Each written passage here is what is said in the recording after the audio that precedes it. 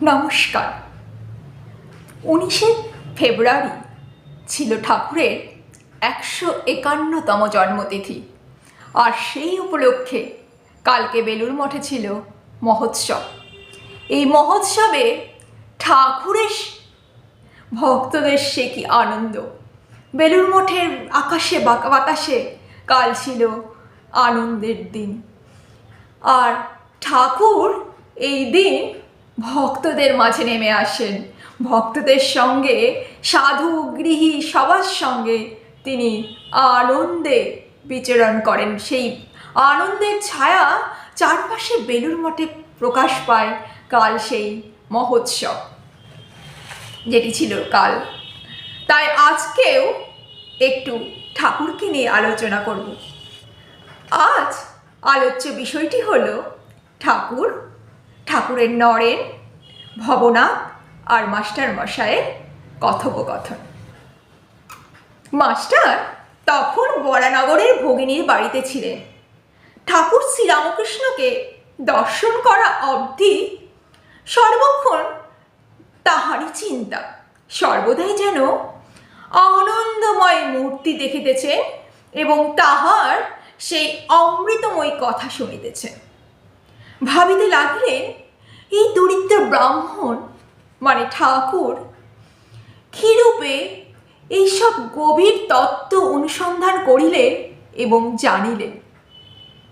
কারণ আমরা তো সবাই জানি ঠাকুর পড়াশোনা কিছুই জানেন না। তাই মাস্টারমশাই ভাবছেন, এত গভীর তত্ত্ব কি করে ঠাকুর উপলব্ধি করলেন,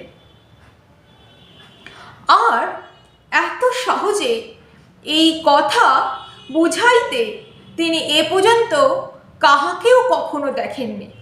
ঠাকুর সব কথা কত সহজে ভক্তদের মাঝে তুলে ধরেন। তাই মাস্টারমশাই বলছেন, এত সহজে কথা বুঝাইতে তিনি কাহাকেও কখনো দেখেননি। কখন তাহার কাছে যাইবেন, আবার তাহাকে দর্শন করিবেন, এই কথা রাত্রি দিন ভাবিতেছেন। দেখিতে দেখিতে রবিবার আসিয়া পড়িল। বরানগরের নেপালবাবুর সঙ্গে বেলা 3-4টের সময় তিনি দক্ষিণেশ্বরের বাগানে আসিয়া পৌঁছাইলেন। দেখিলেন সেই পূর্ব পরিচিত ঘরের মধ্যে ঠাকুর শ্রীরামকৃষ্ণ ছোট তক্তপোষের উপর বসিয়া আছেন। একবার দক্ষিণেশ্বরের সেই ঠাকুরের ঘরটির কথা ভেবে নাও। সেই ঘরটির মধ্যে ঠাকুর বসে আছেন ভক্তদের মাঝে। ঘরে এক ঘর লোক। রবিবার অবসর হইয়াছে, রবিবার ছুটির দিন, সবাই সেই ঘরটিতে এসে উপস্থিত হয়েছে। তাই ভক্তেরা দর্শন করতে আসিয়াছেন, কারণ রবিবার ছুটির দিন। এখনো মাস্টারের সঙ্গে কাহারও আলাপ হয় না। তিনি সভা মধ্যে এক পাশে আসন গ্রহণ করিলেন। দেখিলেন ভক্ত সঙ্গে সাহস্য বদনে ঠাকুর কথা কহিতেছেন। সবার সঙ্গে ঠাকুর হাস্যময় রূপ নিয়ে কথা কহিতেছেন। একটি 49 বর্ষ বয়স্ক ছোকরাকে উদ্দেশ্য করিয়া তাহার দিকে তাকাইয়া ঠাকুর যেন কত আনন্দিত হইয়া অনেক কথা বলিতেছেন। ছেলেটির নাম কি জানো? আমাদের চ্যানেলে যিনি প্রতীক, সেই নরেন্দ্র। তাকে লক্ষ্য করে ঠাকুর অনেক কথা কইতেছেন। ছেলেটি কলেজে পড়ে, স্বামীজি তখন কলেজে পড়েন। সাধারণ ব্রাহ্ম সমাজে যাতায়াত করেন। কথাগুলি তেজ পরিপূর্ণ, চোখ দুটি খুব উজ্জ্বল, ভক্তের চেহারা। স্বামীজির কথা বলছেন। মাস্টার অনুমানে বুঝিলেন যে কথাটি বিষয়াসক্ত সংসারী ব্যক্তির সম্বন্ধে হইতেছে। যারা কেবল ঈশ্বর ঈশ্বর করে, ধর্ম ধর্ম করে, তাদের এই সকল ব্যক্তিরা নিন্দা করে। আর সংসারে কত দুষ্ট লোক আছে, তাদের সঙ্গে কিরূপ ব্যবহার করা উচিত, এইসব কথায় সেই দিন আলোচনা হইতেছে শ্রীরামকৃষ্ণ নরেন্দ্রের প্রতি, মানে স্বামীজির প্রতি। নরেন্দ্র, তুই কি বলিস বলতো? সংসারী লোকেরা কত কি বলে, কিন্তু দেখ, হাতি যখন চলে যায় পিছনে কত জানোয়ার কত রকম চিৎকার করে, কিন্তু হাতি তো ফিরেও চায় না। তোকে যদি কেউ নিন্দা করে তুই কি মনে করবি? ঠাকুর স্বামীজিকে বলছে। নরেন্দ্র, আমি মনে করব কুকুর ঘেউ ঘেউ করছে। শ্রীরামকৃষ্ণ সাহাস্যে, না রে, অত দূর নয়। সকলের হাস্য। ঈশ্বর সর্বভূতে আছে, তবে ভালো লোকের সঙ্গে মাখামাখি চলে, মন্দ লোকের কাছ থেকে তফাৎ থাকতে হয়। বাঘের ভিতরে নারায়ণ আছে, তা বলে বাঘকে কিন্তু আলিঙ্গন করা চলে না। দারুণ কথা। আমরা বলি যে সকলের ভিতরে নারায়ণ আছে, সর্বার ভিতরে অনন্তময় ঈশ্বর রয়েছে, তাহলে তো বাঘের ভিতরেও সেই নারায়ণটি রয়েছে।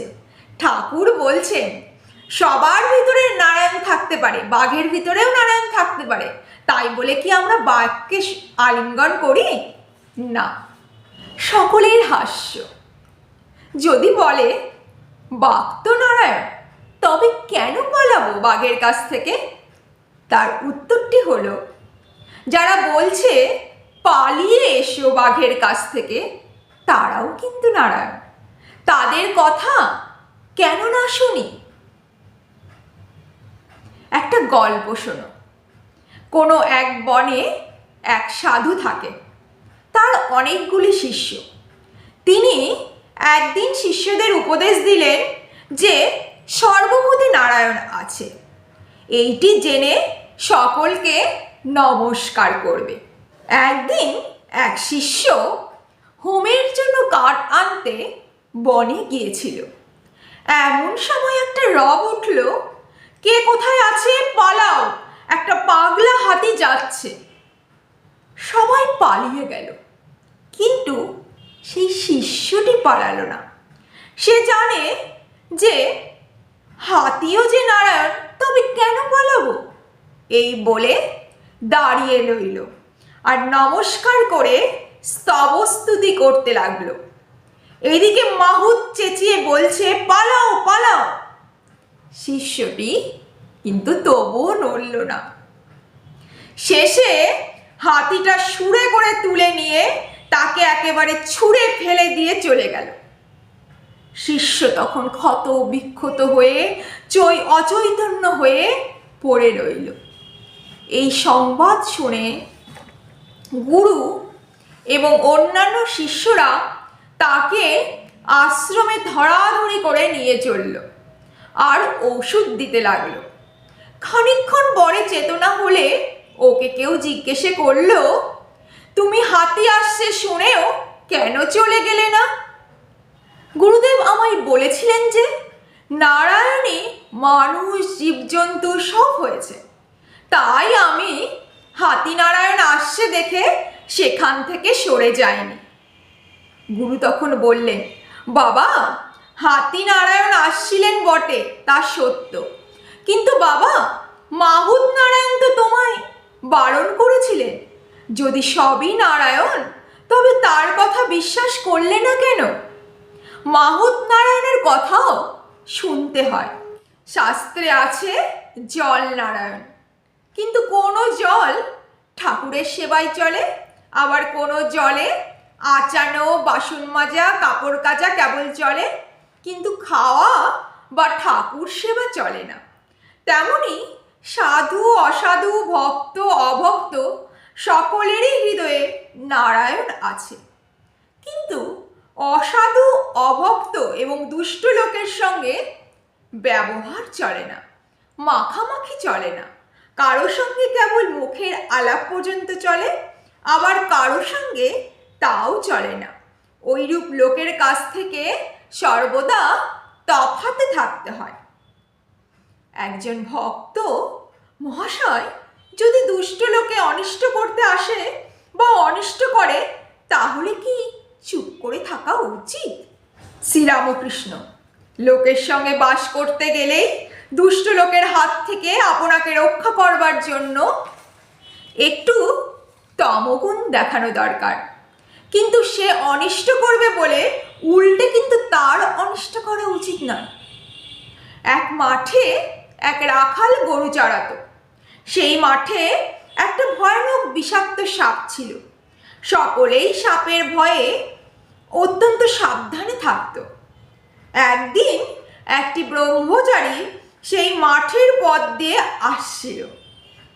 রাখালেরা দৌড়ে এসে বলল, ঠাকুর মহাশয়, ওদিক দিয়ে যাবেন না, ওদিকে একটা ভয়ানক বিষাক্ত সাপ আছে। ব্রহ্মচারী বললে, বাবা, তা হোক, আমার তাতে ভয় কি, আমি কিন্তু মন্ত্র জানি। এ কথা বলে ব্রহ্মচারী সেই দিকে চলে গেল। রাখালরা ভয়ে কেউ সঙ্গে গেল না। এদিকে সাপটা ফনা তুলে দৌড়ে আসছে, কিন্তু কাছে না আস্তে আস্তে ব্রহ্মচারী যেই একটি মন্ত্র পড়লে অমনি সাপটি কেঁচোর মতো পায়ের কাছে পড়ে রইল। ব্রহ্মচারী বললে, ওরে, তুই কেন পরের হিংসা করে বেড়াস? আর তোকে মন্ত্র দেব, এই মন্ত্র জপলে তোর ভগবানে ভক্তি হবে, ভগবান লাভ হবে, আর হিংসা প্রবৃত্তি থাকবে না। এই বলে সে সাপকে মন্ত্র দিল। সাপটা মন্ত্র পেয়ে গুরুকে প্রণাম করলে আর জিজ্ঞাসা করলে, ঠাকুর, কি করে সাধন করব বলুন? গুরু বললে, এই মন্ত্র জপ করো, আর কারো হিংসা করো না। ব্রহ্মচারী যাওয়ার সময় বললে, আমি আবার কিন্তু আসবো এই পথ দিয়ে। এই রকম কিছুদিন যায়। রাখালরা দেখে যে সাপটা আর কামড়াতে আসে না, ঠেলা মারে তবুও রাগ হয় না, যেন কেঁচোর মতন হয়ে গেছে সাপটি। একদিন একজন রাখাল কাছে গিয়ে ল্যাজ ধরে খুব ঘুরপাক নিয়ে ঘুরপাক করে সাপটিকে একদম আছড়ে ফেলে দিল। সাপটার মুখ দিয়ে রক্ত উঠতে লাগলো, আর সে অচেতন হয়ে পড়ল, নড়ে না, চড়ে না। রাখালরা মনে করলো সাপটা হয়তো মরে গেছে। এই মনে করে তারা সব সেখান থেকে চলে গেল। অনেক রাত্রে সাপটি চেতনা হলো। সে আস্তে আস্তে অতি কষ্টে তার গর্তের ভিতরে আবার চলে গেল। শরীর চূর্ণ, নড়বার শক্তি নাই। অনেক দিন পর যখন অস্থি চর্মসার, তখন বাইরে আহারের চেষ্টায় রাত্রে একবার চড়তে আসতো। ভয়ে দিনের বেলা আসতো না। মন্ত্র লওয়া অবধি আর হিংসা করে না সাপটি। মাটি, পাতা, গাছ থেকে পড়ে যাওয়া এমন ফল খেয়ে সাপটি তখন প্রাণ ধারণ করত। প্রায় 1 বছর পরে ব্রহ্মচারী সেই পথটিতে আবার এলো। এসেই সাপের সন্ধান করলে। রাখালরা বললে সে সাপটি মরে গেছে। ব্রহ্মচারীর কিন্তু এ কথা বিশ্বাস হলো না। সে জানে যে মন্ত্র ও নিয়েছে তার সাধনা না হলে দেহত্যাগ কিন্তু সাপটির হবে না। খুঁজে খুঁজে সেদিকে তার দেওয়া নাম ধরে ডাকতে লাগলো। সে গুরুদেবের আওয়াজ শুনে গর্ত থেকে বেরিয়ে এলো এবং খুব ভক্তি ভরে গুরুদেবকে প্রণাম করলে। ব্রহ্মচারী জিজ্ঞেস করলে, তুই কেমন আছিস? সে বললে, আগে ভালো আছি। ব্রহ্মচারী বললে, তবে তুই এত রোগা হয়ে গেছিস কেন? সাপ বললে, ঠাকুর, আপনি আদেশ করেছেন কারো হিংসা করো না, তাই পাতাটা ফলটা খাই বলে বোধহয় রোগা হয়ে গেছে। ওর সত্যগুণ হয়েছে কিনা, তাই কারো উপর কোনো ক্রোধ নাই। সে ভুলেই গিয়েছিল যে রাখালরা তাকে প্রায় মেরেই ফেলেছিল। ব্রহ্মচারী বললে, শুধু না খাওয়ার দরুন এরকম অবস্থা তো হয় না, অবশ্যই আরো কারণ আছে, ভেবে দেখ। সাপটির তখন মনে পড়ল যে রাখালরা তাকে আছাড় মেরেছিল। তখন সে বললে, ঠাকুর মনে পড়েছে বটে, রাখালরা একদিন আছাড় মেরেছিল। তারা অজ্ঞান, জানে না যে আমার মনের কি অবস্থা। আমি যে কাহাকেও কামড়াবো না, কোনরূপ অনিষ্ট করব না, কেমন করে জানবে?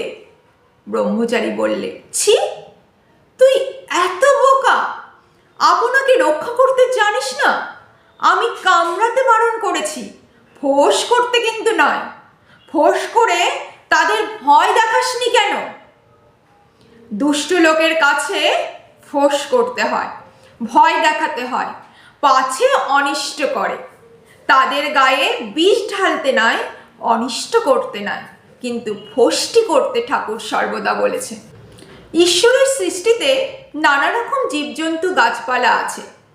জানোয়ারের মধ্যে ভালো আছে, মন্দ আছে। বাঘের মতো হিংস্র জন্তুও আছে। গাছের মধ্যে অমৃতের ন্যায় ফল হয়, এমনও আছে, আবার বিষ ফলও আছে।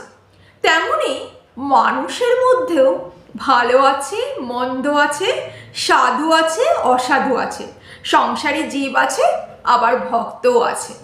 তাই যারা দুষ্ট লোক, ঠাকুর তাদের হাত থেকে নিজেকে বাঁচাতে সর্বদা ফষ্টি করতে বলেছেন, কিন্তু তাদের কিন্তু কখনো অনিষ্ট করতে বলেননি। এই জন্যই তিনি সাপের এই উদাহরণটি দিয়েছেন। কি সুন্দর উদাহরণ! এইসব উদাহরণ যদি আমরা শুনি এবং সকলের সঙ্গে আলোচনা করি, তাহলে আমাদের জীবনটি কত সুন্দর হয়ে উঠবে। আজ এখানেই। জয় ঠাকুর, জয় মা, জয় স্বামীজি।